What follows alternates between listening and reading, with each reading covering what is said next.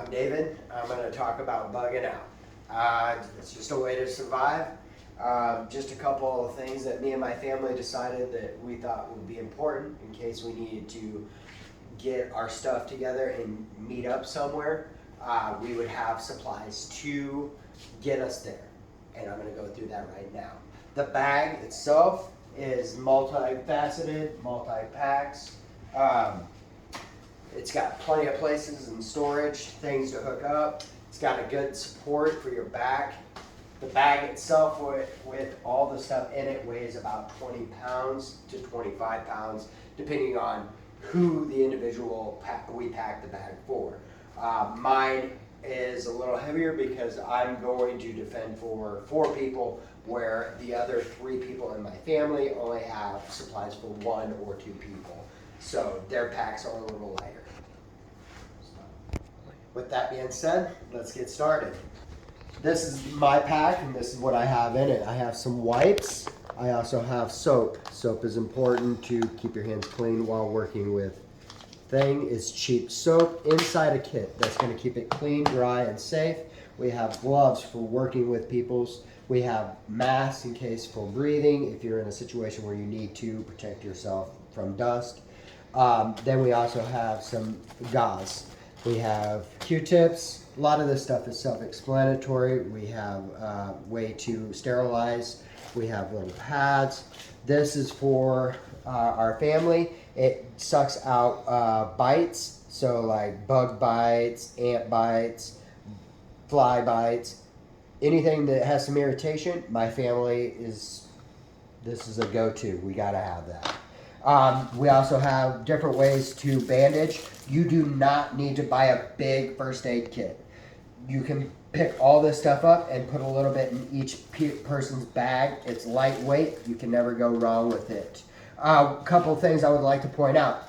Different things work for different people. Some ibuprofen, some aspirin.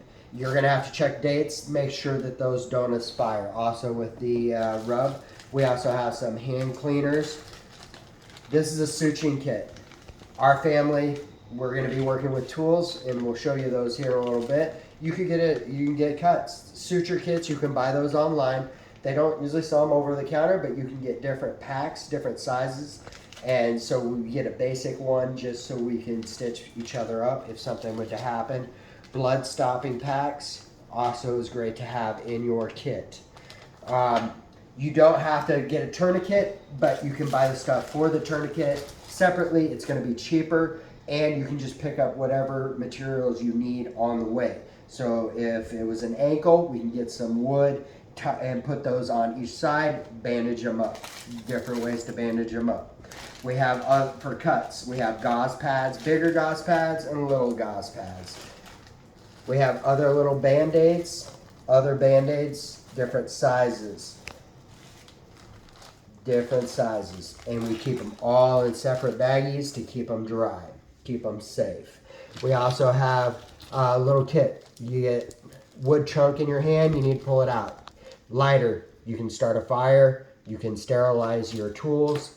Also with the alcohol, you can use the tongue compressor in case you need to see something. Sterilize your tips, cut your gauze, and we want to keep them clean and sterilized in a bag. We also have hand warmers. We have 4 Seasons here in Nebraska. Different uses for different things. So that being said, we also have bug spray. Not a must, but it's nice to have. It keeps the morale up, and that's part of survival, keeping the morales up. We also have a bag. Buttons. You can lose buttons on clothes. Obviously, you're not going to be sewing a dress out in the woods, but you're going to be able to get stuff shut so it would stay dry and wind resistant. We also have batteries, and we also have lights. Lights are nice, so when you're at night, you can find stuff. Headlamp and some little pocket lights. I leave the batteries out until I need to use them. That way I can also go through the batteries and get new batteries every year. We've had these bags for about 5 years, so we've done it about 5 times. Batteries are kind of expensive, but it's better to have and not need. Big rule of thumb, 1 is none, 2 is 1, 3 is better. That's the way I've always looked at it. 3 ways to make fire, 3 ways to make water, 3 ways for shelter. All good things. That being said, we're going to get into the tools. Not needs, but I'd like to have. This is a fishing kit. It's a little jar to put insects in. We have little hooks. We have little weights, little string. Tie it up, wind it up, throw it in. You'll be able to catch fish. Make life a little easier, I have a little fishing rod that I put on the sides of each bag. It's lightweight, doesn't weigh much, and it's easier to hook set. We got duct tape. You can do so many different things. You can bandage things up. You can cover things up. You can make cups. You can do all kinds of things with this. There's plenty of videos online where you can see different things you can do with duct tape. We have a saw. The saw is to cut wood if you need bigger chunks of wood to cut. Safety glasses when you're cutting. You don't want to get stuff in your eyes. Remember, we're in the middle of nowhere. We're trying to get somewhere. There's not going to be help. This is in case of an emergency. We also have an axe. Axes are nice. They're sharp. They're a great multi-tool. There's different settings. 550 cord, best for survival. You can hook it to your wrist. You can carry it in the pouch. I'd recommend it in the pouch. The blade is sharp. It will cut you. Keep your hands in. Cut your wood. Go back into the pouch. You can also start a fire. There's a Flint Stone. You can start a fire with it. You scrape the one side and it makes the shavings, and then you strike it. It will start a fire. We also have a knife. Knives are great. Multi-functions. Cutting stuff, cutting food, cutting sticks, all that stuff. In case you need to clean a fish. All good stuff. It also has a starter kit. I love multi-function tools. That being said, we also have a multi-tool here as well. It has different settings on it. A saw for smaller pieces of wood, another piece of knife, screwdrivers, another knife, saw, all kinds of bottle opener. All that stuff is good stuff. It's lightweight, doesn't take up much room in a pack. I actually have them on the outside. We have a bigger knife. Bigger knife is for cutting grass, cutting tree branches, poking a fire. They get used a lot. There is a saw blade for cutting wood. There's also a little knife. Like I said, 2 is 1.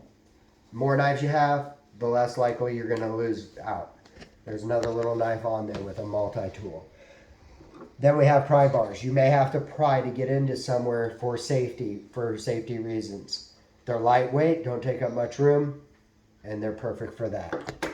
You don't need, but my family, they have disabilities and they have a little trouble walking. The packs are a little heavier. These extend out, they don't weigh much, and you can actually just grab sticks while you're walking through the woods, but these are a little more stable for them to walk. It's nice to have. We talked about 550 cord. This is perfect. This is about 100 feet. This you can do shelters, tie up your bag, tie up clothes so they can dry. There's so many functions for the rope. It doesn't take up much room and it's lightweight. We have glasses here for looking for safety or other landmarks. These are nice. They're lightweight, don't take up a lot of room in your bag. You throw them in there, good to go. Like I was saying, water. Water is also very important.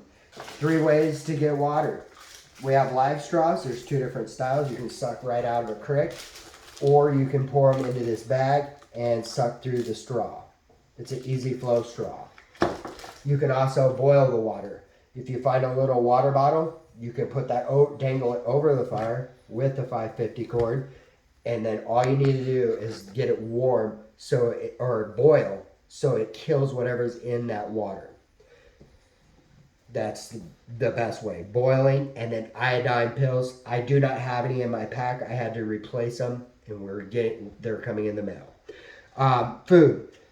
It's kind of heavy. It's about 5 pounds, but each one is a 400 servings. This will get you about 5 to 7 days. You can get somewhere. It's not the greatest, but we do have the fishing, and we have other ways of making traps to catch small animals. We also have different ways to stay warm. We got a blanket, and then we have like a little shelter blanket cover kit. This is good to, if you get caught in a storm, you can wrap this around you, or you can make a little shelter with it. Staying warm is also important. 3 ways to make fire, cheap and easy. We have matches. We put the matches inside a baggie by themselves, waterproof, and the strikers in another bag. They could possibly strike each other and catch on fire. Another way to start fire is steel wool. Fluff it out, hit it with the magnet or the battery. It will start up. You throw your kindling on top of it and it will fire up. The best way, lighters. Lighters are the best way. You can't go wrong. Back into the clothes, a hat. Keeps the sun out of your face, keeps the wind out of your face, keep it off your neck. If you're getting cold, you got a beanie at night. You lose a lot of heat through your head. So just a beanie and gloves. Those 2 areas are the easiest way to lose heat. Gloves and a hat. We also have wool socks. Wool socks are great. They will keep you warm even if they're wet. Speaking of wet, let's stay dry. I put in a little rain suit. My favorite color is camo. You can't go wrong with camo. Little face shield. That'll keep the bugs off of you. And it also conceal you if you need to be concealed. You might start out the day, you're wearing shorts. In the evening, it's a little cool in the spring and fall here in Nebraska. So we wear thermals. Those will keep your legs warm at night. Extra thermal jacket in case you get cold at night. This will also help. Like I said, we also have another way of camping. It's lightweight.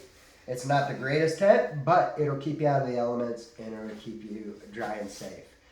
I hope this is helpful. Everybody is different. So whatever you feel that you need for your family members, this is just some ideas of what's good for your survival kit. My wife and I felt that this was important for our kids and us to have. You may not need all this. Like I said, I could probably survive with less than half this. But I also know what to look for and find on the route and what I can use to survive with. But I didn't want my family to have to look for those things. I just wanted them there. And they're able to carry the 20 to 25 pounds.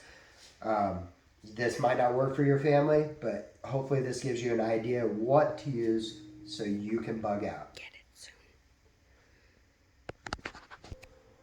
Sooner is better, and God bless.